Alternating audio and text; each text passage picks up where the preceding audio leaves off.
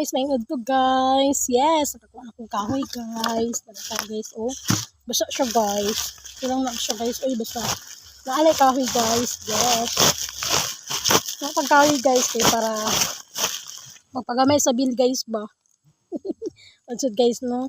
Ano lang mo sa dara guys ha. Kay ako sa niibot ako sa ako guys. Yes, may padiri sa bukid guys no. Kay libre ang kahoy guys, pero og dito kag syudad guys na paliton taong kahoy guys. Yes. Kahoy ni siya nga guma guys. Yes. Mangahay man akong bana guys, pero man guys ba kung naako man siya trabaho guys. Yan lang nagtanang siya trabaho guys, sa kasada guys. Di ba siya mo trabaho guys? Ano sa man guys no. Dagko kay guys oh, pero gumani siya guys. Pero basa. Kailan na siya guys at least ay lagi. Ginoo ko, thank you Lord. Hindi pa sa uban.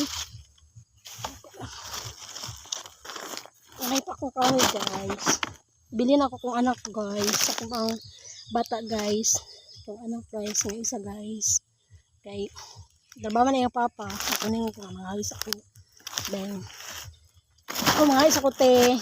Yung sana ko ang bata sa inyo. Natulog bagto siya ganina guys. Ang bata na ko guys.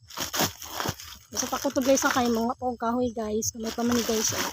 Thank you for watching. God bless us all. Bye bye.